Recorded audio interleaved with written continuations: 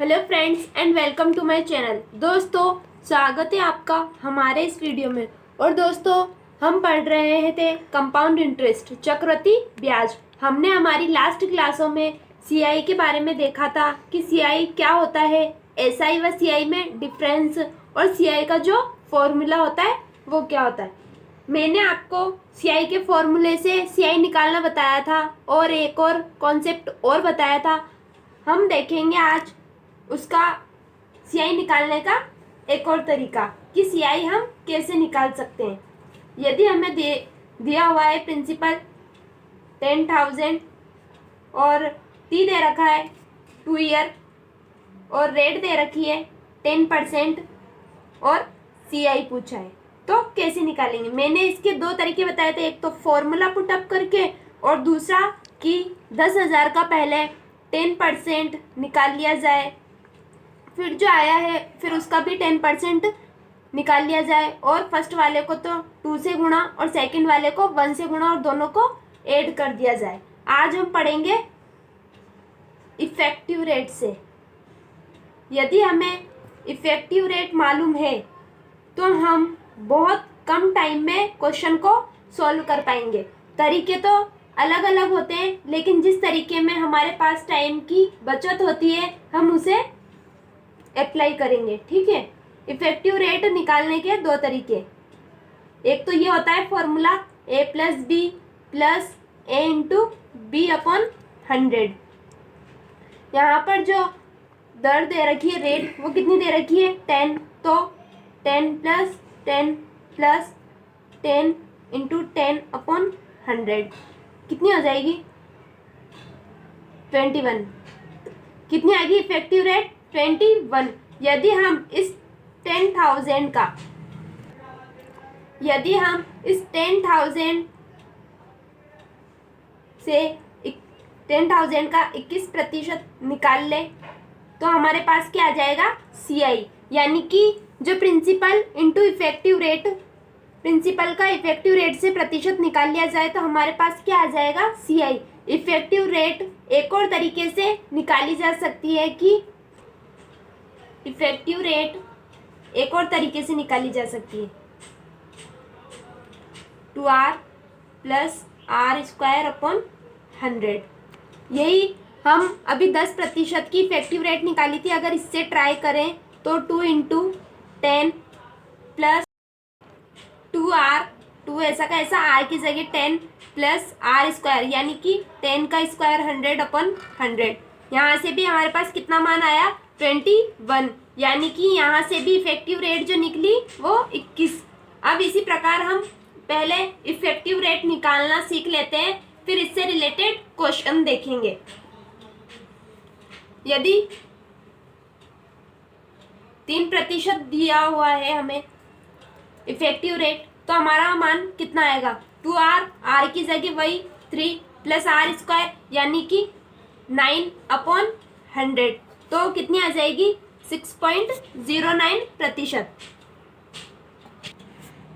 इसी प्रकार हम 4% की इफेक्टिव रेट देखेंगे 2 इंटू आर, यानी कि 4 प्लस आर स्क्वायर, यानी कि 4 चौक 16, तो हमारा जो आंसर है वो कितना आ जाएगा 8.16। यानी कि हमें यदि 3% की इफेक्टिव रेट डायरेक्ट पता हो तो प्रिंसिपल पर इफेक्टिव रेट लगा के हम सीआई निकाल सकते हैं। इसी प्रकार 4% की ये हुई। पहले हम इफेक्टिव रेट निकालना सीख रहे हैं, फिर क्वेश्चन करेंगे। 2r plus are square upon 100, तो कितनी आ जाएगी 5 दूनी 10, 10.25%। इसी प्रकार आप इफेक्टिव रेट कितना भी मान हमें क्यों ना दिया जाए, हम इफेक्टिव रेट निकाल सकते हैं। अब मैं आपको क्वेश्चन बताती हूँ।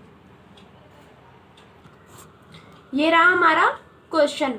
हमें दिया हुआ है प्रिंसिपल 10,000, टाइम दे रखा है 2 ईयर, रेट दे रखी है 8 और हमें निकालना है सीआई। अब हम इफेक्टिव रेट निकालना जानते हैं।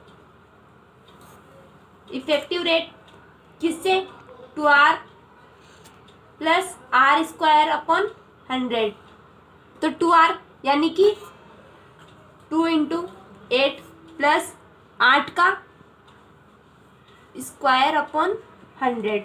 यहाँ पर कितना हो जाएगा 16 प्लस 0.64 यानी कि 16.64, वो क्या आ गई हमारी इफेक्टिव रेट। अब हम इस इफेक्टिव रेट को मूलधन पर अप्लाई कर देंगे।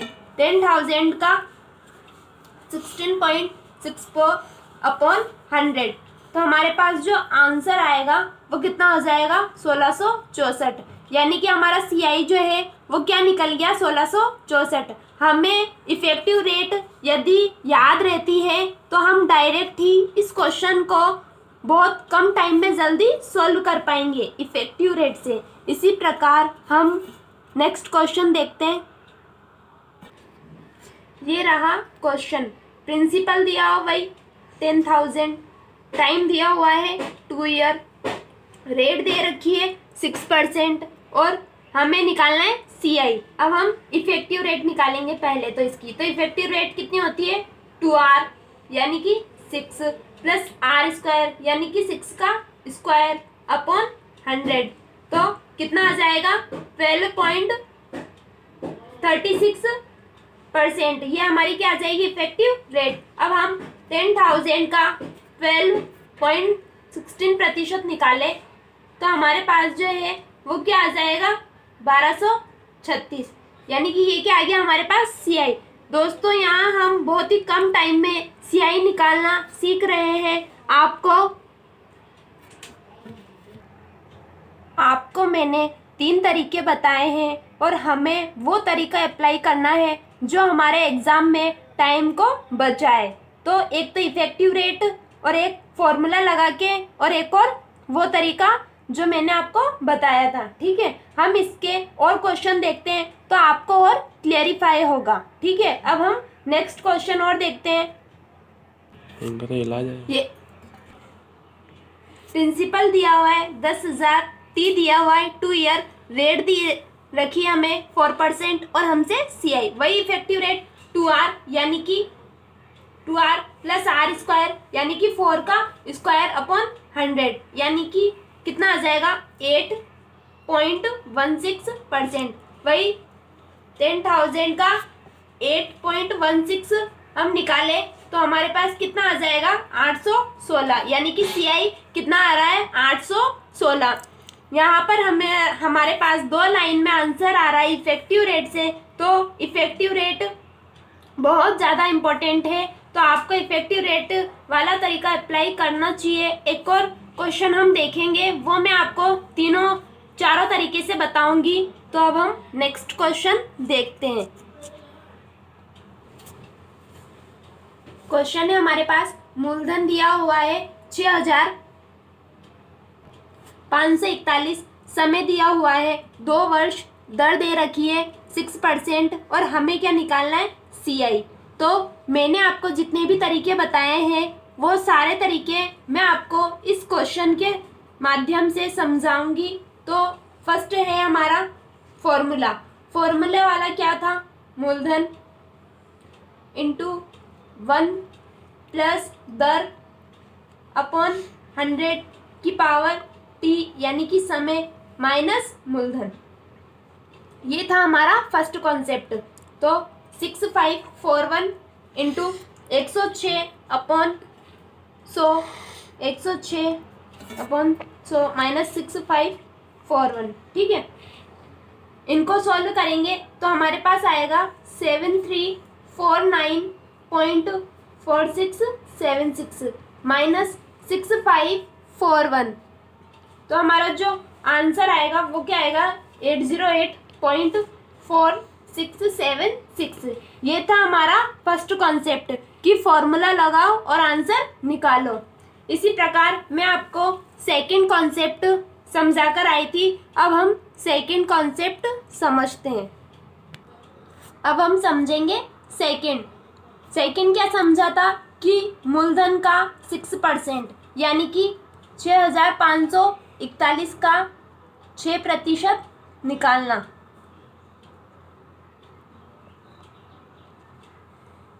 6,541 इंटू 6/100, तो यहाँ कितना आ जाएगा 392.46।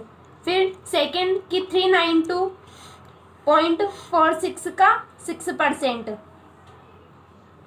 तो ये क्या बनेगा 392.46 इंटू 6/100। इसे मल्टीप्लाई करेंगे 2 से, क्योंकि टाइम क्या दिया हुआ है हमारे पास 2 ईयर। अगर तो 2 ईयर दिया है तो फर्स्ट वाले को 2 से, सेकंड वाले को 1 से। यदि हमारे पास टाइम 3 ईयर देता है तो 331 से, तो 392.46 इंटू 2 प्लस 392.46 इंटू 6/100 इंटू 1, तो हमारा जो आंसर है वह आएगा, यहाँ से बनेगा 784.92 प्लस 23.5476। यहाँ से भी हमारा जो आंसर है वह आएगा 808.4676। यहाँ से भी जो हमारा आंसर है वो यही आएगा, और यहाँ से भी हमारा आंसर वही आएगा। ठीक है, अब हम नेक्स्ट वाला जो कॉन्सेप्ट है, जो मैंने आपको एक और तरीका बताया था इफ़ेक्टिव रेट वाला, वो इफ़ेक्टिव रेट वाला तरीका समझेंगे। एक और तरीका था हमारे पास इफ़ेक्टिव रेट वाला। इफ़ेक्टिव रेट जो हमारे पास रेट है वो दी हुई है 6%, तो इफ़ेक्टिव रेट कैसे निकलेगी 2r प्लस r² अपॉन 100, तो कितनी आ जाएगी 12.36। फिर मूलधन का 12.36% यदि हम निकालेंगे तो यहाँ से भी जो हमारा आंसर आएगा वो यही आएगा 808.4676। तो दोस्तों हमने यहाँ पर 3 तरीके से CI निकालना समझा है। आपको जो तरीका सही लगे आप वो लगाएं, लेकिन आपके और मेरे अकॉर्डिंग वही तरीका सही होना चाहिए जो हमारे पास टाइम को देखते हुए क्वेश्चन को सॉल्व करे। ये रहा हमारा क्वेश्चन। मूलधन वही 10,000, T 3 ईयर, रेट 10% और हमें निकालना है CI। अब जो हम क्वेश्चन अभी तक कर रहे थे वो क्या थे 2 साल के लिए, लेकिन अब हम क्वेश्चन कितने साल के लिए 3 साल वाला देखेंगे कि 3 साल वाला आ जाए तो हम CI कैसे निकालेंगे। यहाँ भी हमारे पास 3 तरीके होते हैं। सबसे पहले हम अप्लाई करेंगे फॉर्मूले वाला, मूलधन इंटू 1 प्लस दर अपॉन 100 की पावर T माइनस P, यानी कि 10,000। यहाँ पर हमारे पास हो जाएगा 110 upon 100 into 110 upon 100 into 110 upon 100 minus 10,000। जो हमारे पास यहाँ पर इन तीनों को मल्टीप्लाई करके आएगा वो आएगा 13,310 माइनस 10,000, तो हमारे पास जो आंसर है वो आएगा 3,310। फर्स्ट तो ये रहा कि हम फॉर्मूला लगाए और आंसर निकाले। फिर मैं आपको सेकंड तरीका जो बताकर आई थी उस सेकंड तरीके से हम इसे सॉल्व करते हैं।